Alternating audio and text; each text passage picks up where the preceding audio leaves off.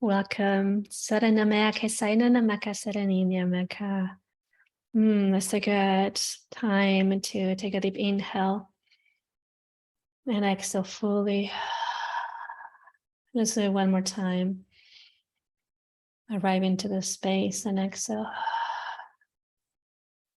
And just taking a little moment of silence with yourself to be able to receive any messages that come through this episode, this transmission for you. And just allowing yourself to settle in the space that you're in so then you can receive and know that you're receiving. Yeah. Welcome. Welcome.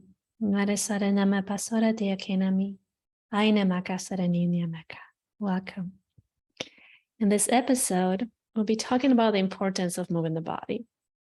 And this is not just as you are conscious that you're going through the awakening process, but prior of the Kundalini energy moving upwards.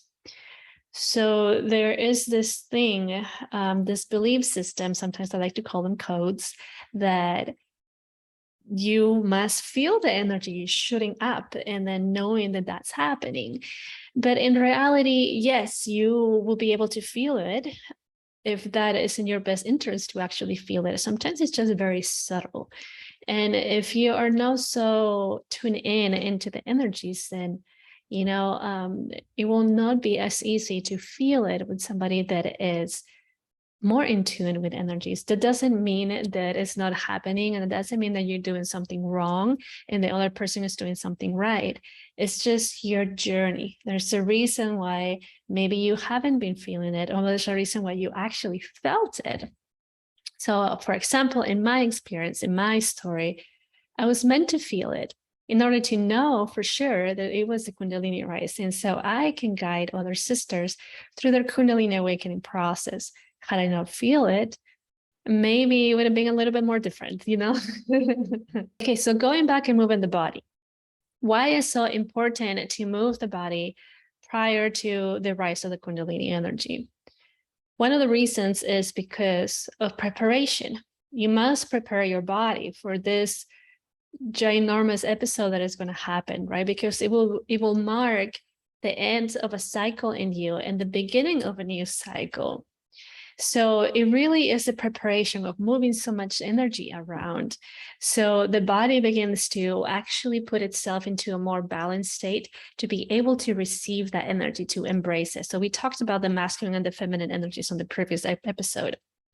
So this is what the body's doing. It knows, okay, so your system is so intelligent. And this is why I love energy work, because energy doesn't lie at all. So, and it knows, your system is so intelligent that it knows that this is going to happen when this X happens. And so then it's like, all right, so we need to figure out this X first before we can actually welcome the Kundalini rising. And so it knows and it tells you what to do. It sends you signals. And at times, as human beings, and for sure, I've done this many, many times before in my life, that I did not pay attention, or I had no idea that my system was talking to me. But those are the moments that I actually got into a depressive state, or in a state where I just wasn't me. So I wasn't feeling balanced at all. So the point is that knowing when you're not feeling yourself and something is out of balance, that your system is trying to tell you something and poke at you. Imagine like a little child, right? I love this kind of examples, because it just, to me at least, it puts it into perspective and I'm able to understand it even more. Imagine like a child just trying to like get the attention of mom and dad and like pulling down of like shirts or the pants, right? And it's like, come on, mom, come on, dad. And the dad's like, or the mom has no idea what the kid is doing or what the kid is asking for, right? So because maybe it's not present, maybe it's in the mind, and something maybe it's just giving him a lot of stress or giving her a lot of stress. And so it's not really present in the self. And so this is what happens with your own energies. It's just like, hey, hello, pay attention to me. Hello, hello. And then we're like, la, la, la, la, la, la. And, in the la, la, la, la world, it can actually come into a point in your life when you have gone through a depression, whether it's mild or maybe that happens throughout your life, or anxiety. and things like this. So going back into moving the body as the preparation of embracing the Kundalini rising, there's this condition that you got to move the body in like kind of like ecstatic dance and do this like spiritual things. And no, I mean, if it works for you, that's amazing. You know, it totally works for me. And it worked for me prior to the Kundalini rising because I love dancing. I love shaking my hips. I mean, that's part of me, you know, especially having been born and raised in Peru, in South America. I mean, we just shake our hips and that's what happens. So for me, it was very amazing. I've always loved dancing. However, for other people might not be like that, you know, and maybe you might resonate with this. And so what can you do here instead of like dancing and putting this music and not feeling weird out because everybody's trancing out in ecstatic dance and you're not, you know? It's exercise. And let me tell you what, this is actually how I began to prepare my body, because there's many stages of the preparation. And one of the stages is accepting how your physical body actually looks like and loving it, you know? So me having had this story of anorexia, bulimia, and self-distorted image, I mean, it was very challenging for me to look at myself in the mirror, accept what I was looking at, because my whole life prior to that kind of experience, I wanted to change my body. I just was not happy with it. And I thought that it could be better, you know? And so what I had to do in my story was to exercise. And okay, this also relates into part of my numerology where it's real, the physical body is a very important channel. And of course, not just for me, but in my numerology says, if I don't move my physical body, then I get into a depressive state. And so I didn't know that back in the day, but then, you know, I realized when I started to exercise that I will feel much better and I will start to accept my body and not really think about like, okay, if I eat this right now, I will have to throw up or I will have to take a laxative because I did that for so long. And so it just became this opening for me to love myself, which could be like that for you or somebody that you know. So yes, of course I was dancing, right? But I wasn't dancing to accept my body. I was dancing because I love to dance. And it was a moment of like forgetting about all the shit that was going on. So then I could feel happy, right? But I was still ignoring the fact that I did not like my physical body. And so it could really be an opening for you as well, right? For me, what really created that opening was barre, the exercise. And then from that, I moved into yoga and TRX and Pilates and, you know, a mix of fitness and yoga. And then from that, it just created the opening for energy work and everything else that I do nowadays. And it really helped. And why does it help? You know, because you're moving the energy. Imagine if you're just sitting or laying down on the couch all day long, right? It's like your body's meant to move. If it doesn't move, then, you know, there's like the energy is not really circulating, right? At times we're having this human experience. If we're sitting down 8 hours a day and we don't do anything about it, imagine all the pressure from the upper body into the hips, and then you're not moving it, then it's going to create, what is it going to create? Stock energy, which it converts into trauma. So like, you know, like you're meant to move it. The body wants to express itself. The body wants to feel alive as well. And this is what movement can help with your body, you know, before even thinking about getting into a movement practice to get into a trance-like state, you got to be able to move your body in any other ways, and not just move the body, but also accepting your body, like looking at yourself in the mirror completely naked and be like, you're so freaking sexy, you know, and not just saying like, yeah, you're so sexy, but like really feeling it, like, yeah, you're so freaking sexy, like, look at you, you know.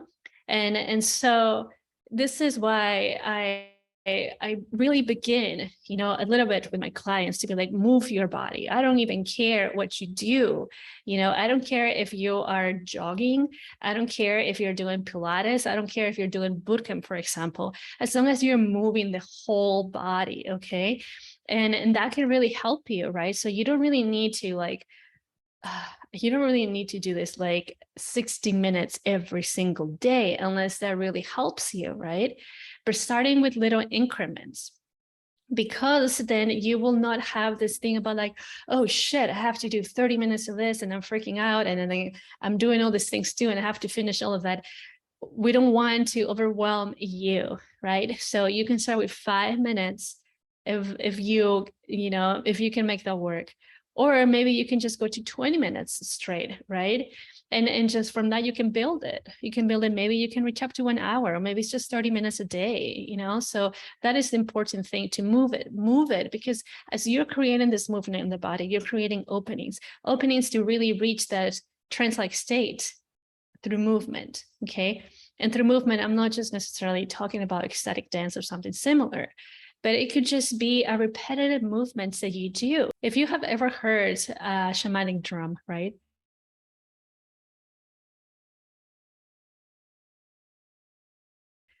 First, the beat is like of the drum is to help you access a trance-like state. And if the drum is playing in like multiple different things, you know, then it's just not, I mean, it might help you a bit, but not like to access really that state. So you can just do repetitive movements, right?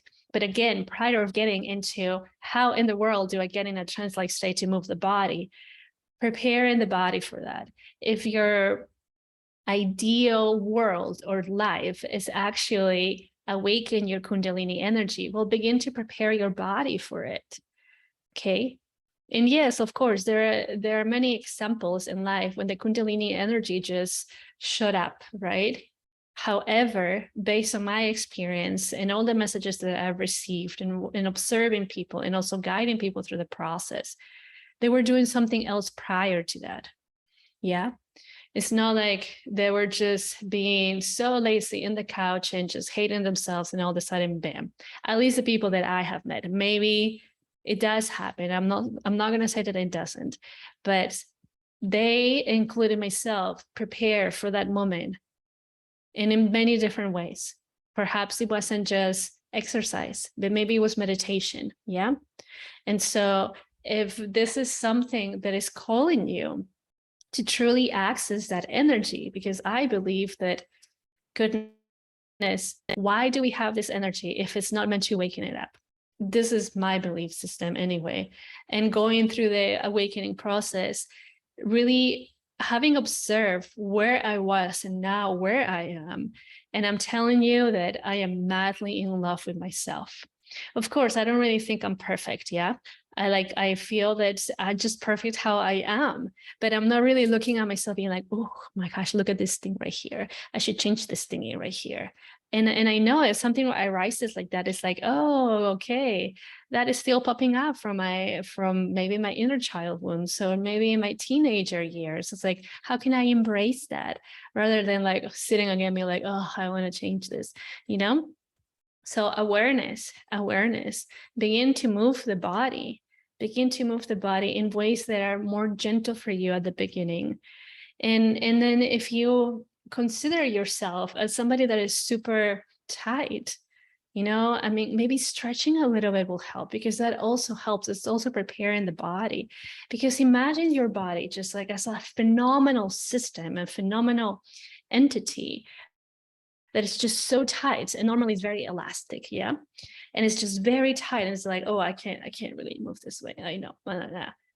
So again, the energy is stuck and it begins to create some kind of trauma. And okay, traumas have different levels. Okay. So one can be like super, I'm not talking about something that is like, or it could be, yeah, but I'm just referring into like stuck energy converts into trauma, that it can just lead into illness and into just really intense diseases. So here, just being able to stretch the body a little bit, so it's not just like so stuck and so not really being able to move, but then it begins to like, ooh, find its elasticity, and it's like, oh, okay, I can actually do this, you know. And from that, it might be way easier to just walk, or way easier to jog, or maybe way easier to just do a little bit of cardio, or a little bit of abs and arms, like who knows, or maybe just a super gentle yoga class, right? And then it goes into intentions. This goes hand in hand with intentions. Oh, I love intentions because they're so powerful. Why are you doing what you're doing? If you're like, well, I want to wake up my Kundalini energy, but why? Why do you want to wake up your Kundalini energy? So for me, I had no idea what the Kundalini energy was, or that it ever existed. I just wanted to love myself. I just wanted to accept myself. I just wanted to stop fighting against myself. I wanted to stop looking at the self in the mirror and just see disgust. I wanted to look in the mirror and be like, you're so freaking sexy and I love you so much. That was my reason. So what is your reason? And what is the intention behind everything that you're doing? So I started to work out because it made me feel good, because it made me actually begin to remember the love that I had for myself. And all that led to, again, where I am right now, madly in love with myself, that I wouldn't change anything about my body, even if I still felt some kind of triggers from the past, just embracing my story. So would you like to embrace your story? Would you like to get to know yourself? Would you like to stop looking at yourself in the mirror and be like, oh, why can I be different? But rather looking at yourself in the mirror and be like, oh yeah, I really love what I'm looking at. See, like, I don't really believe that we came here to suffer. And this is honestly one of the things that completely got me out of the depression. To get out, to open up the routes to get out of the depression. Because I question, it's like, I don't think life is meant to just be all suffering. There's got to be something else than suffering. And that was like, bloop, like, all right, I think we can get out of here and figure out what that thing is. Especially if you tend to have those episodes of depression, of anxiety. When you're in those stages, and I'm talking from experience, I did not want to do shit, but I made myself do that. The same thing if you're going through some kind of mourning. When my puppy passed away last year, I didn't want to do shit. Literally, I did not want to do shit. I didn't want to work. I didn't want to go teach. I didn't want to go take practice, yoga asana. I didn't want to go running because I was starting to run again. But then I knew if I don't do this, I'm going to go like, wow. And I know exactly where that leads to. I know how dark my shadow self is. And I don't use that to make me feel low, but I use my shadows to empower me, because that's how I see them, empowerment. So, this is just something to think about, right? If that is what is happening in your life, or you go through those waves, or like depression, or just like sluggish, it's like, keep at a practice, and I'm telling you, 5 minutes, even 5 minutes at the very beginning when you do zero can help you so much. Because again, it's preparing. Are you really searching for the deep unconditional love for yourself? Are you searching to experience something greater than you, to really know the wisdom of the earth, the mysteries of the feminine, the mysteries of the earth, and connect with the ancestors and really be the portal that you are? Then in the case, little by little, step by step, doesn't mean that you have to go again, like 20,000 hours, doing something from the very beginning, but starting very gentle and slow, taking care of yourself. And then maybe once that's said, embracing something else. Maybe you stop drinking soda if you drink soda, or maybe you stop eating bagged food or processed foods, and you eat more fruits and more veggies and whatever, or you bring more intentions in how you eat your meal, because food is medicine. And then all of that is actually opening up the door of remembrance of your own unconditional love. And then the system will go into the light bulb moments and be like, oh, okay, we're trying, which means that we're opening up the space to welcome the Kundalini energy.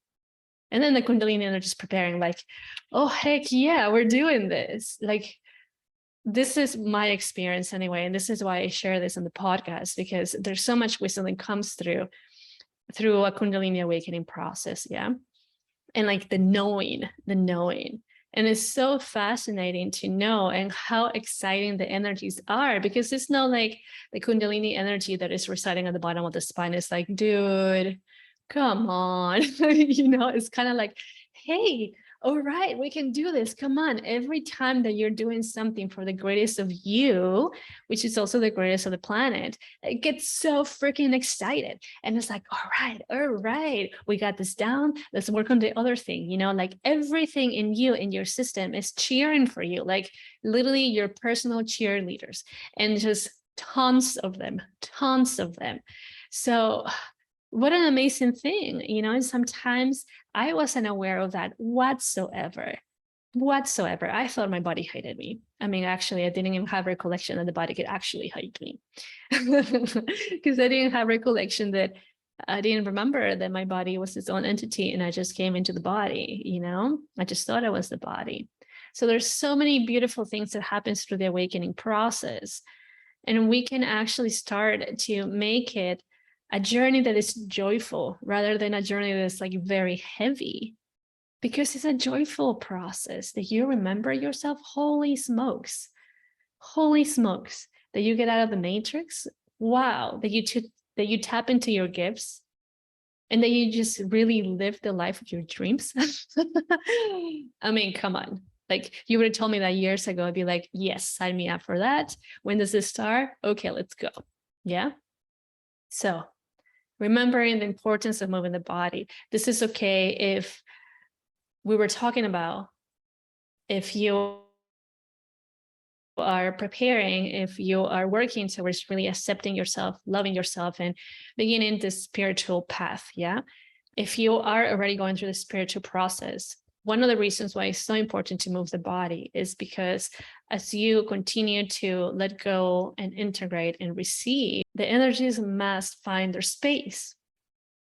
And at times, as a release happens, maybe there's still a tiny little left in the physical body. And as you move it, it can be that exits door. And the process continues to be so much fun. And I mean, who doesn't like to have fun, right? I mean, I for sure know that I love to have fun. And so that's why it's so important, especially if you are so sensitive, and haven't found a way yet to not bring in the energies of somebody else, or know the difference between your energy and somebody else's energy, then some of these energies can really be in your auric field. And this is why we shake it out too. Because as you're moving your arms and you're moving your legs and moving your head, you're also moving the energies around. You're not just moving the physical body. The physical body is the access point for all the energies that are around you. And I mean, imagine like the auric field, 12 feet that way, 12 feet the other side, 12 feet back, So important. And I always like go back into also shaking any kind of state of mind that you're in, knowing, okay, I'm in a state of mind. And sometimes for sure, it does help to stay in it, to understand what it is, but not to stay and dwell in it and be there for days or hours, because that is just another part of the system, the victim mentality, the sabotaging patterns. It's like, oh, just get here so you don't have to do anything else and feel sorry about yourself. But you can be like, all right, I'm going to sit with this a little bit. And once I know that I'm done, or once, I've set at the time frame, for example, like, okay, I'm done. I'm not going to go like spiraling down, and I'm going to shake this out. And again, you can go back into what works best for you. And most of the times, whenever we are already in the journey, we already know what works for us because we've lived it before. Yeah. So it could be like, okay, I'm going to exercise a little bit. I'm going to do some cardio, or maybe I'm just going to put some songs and just dance my ass off. Or maybe I'm just going to lay in the grass, which technically this is not movement in the physical body, but it's movement in the energetic body. because you're being embraced by nature. And there's an energy exchange that is happening. That's like a deeper conversation that I really love. We'll leave it for another time. But so the importance of moving the physical body for the preparation of the Kundalini rising, or continue with the process of awakening, as a support system, right? Because yes, your system is super intelligent and it knows exactly what to do, but you can be its best friend. You can be the best friend and be like, okay, I know this works for us, so let me do this to help you through this process, help us through this process, so it's more smooth, so it's more gentle, and it's more fun. And then you're not in a very heavy state for that long, because you know exactly what to do. So I'm going to give you 5 things that I really love to do, okay? So very first thing that I love to do is dance my ass off. I have a playlist, which I'll put it down below. Another thing is chanting, yeah? I just allow my body and my system to guide me through a chanting motion.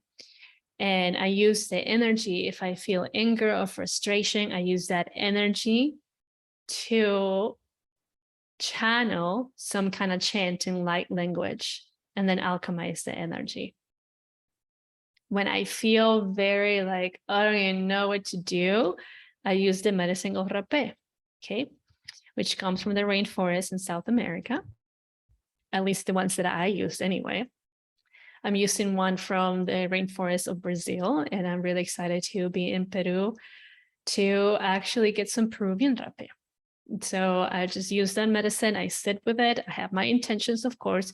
You got to honor the medicine and open up this conversation. And then once that's done, most of the times I move my body still. Yeah. The other one is inner dance, which is a sound healing journey.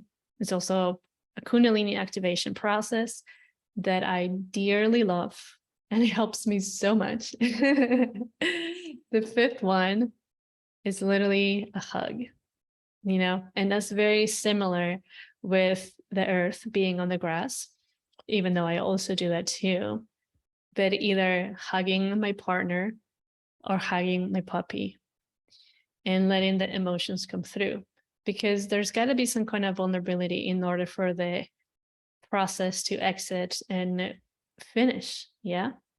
So as you're doing this movement practices consciously with an intention, many emotions might rise up. Wow, I'm getting so many chills in my crown, and just like a movement of energy in my head, especially my 3rd eye.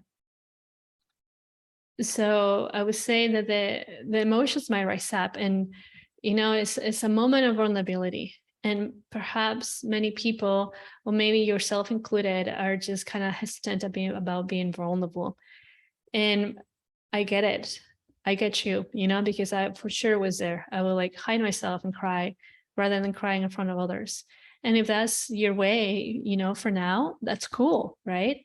If it stresses you out so much to cry in front of others or be vulnerable in front of others, and you're already going through all this massive experience, I mean, I don't feel that it's in the best benefit of your system to shock it more. Yeah, imagine just slapping your system around. It's like, whoa, right? However, in the opposite spectrum of that, there's others that actually helps. For me, for example, in order to get out of my shell, I knew that being vulnerable in front of others was very powerful, not just for myself, but also for others. So I will make myself do it, even if I will be hiding. And then afterwards, just feeling very empowered, and others feeling the empowerment in the whole room. And maybe it's just the empowerment in the other person. Maybe I was just talking to my boyfriend and I just cried. And that helped, it helped him, it helped me. And so for me, for example, it works. But for you, actually a little bit different, and that's okay, Then you might find the people that actually make you feel safe are doing this, and maybe it'll just be one person, and maybe it will not even be face to face. Maybe it's just through the phone, because it's too much to handle. I mean, I don't really believe that you really need to be in front of somebody to be vulnerable. You can actually do it on the phone and still feel the energies. For sure, you know, if you actually like some kind of support, physical support, like being hugged, for example, of course, now being face to face to somebody might help, right? But if that really just brings just too much intensity for you, like take it little by little, step by step, right? First step is moving the energy in whichever way it works for you. Sometimes for men, you know, and I'm actually saying sometimes for sisters, not gonna lie, sometimes it's just punching shit. And I'm telling you, when I felt very deep anger, I will punch my pillow and just let the anger come through. And at times I've chanted that anger, you know, because it was too much. And at times I just dance it off too. And so there's many things, you know, not all the things that work for me will work for you. Maybe some of them will, but then you got to find what really helps you to move the energies. So again, that could be a really amazing preparation for the person that you are becoming, that you've been calling forth. So I hope this helps. I love to hear from you. Feel free to send a message or reply to this, send a comment. And again, click down below for the link of the 3 songs so far that I have. Maybe I will have a little bit more in the future. But like I said, these 3 songs really get me. So if you are a lot in the feminine energy, you might actually feel them too. And yes, ride the waves and know that you're doing an amazing job. And many blessings to you. Ciao, peace.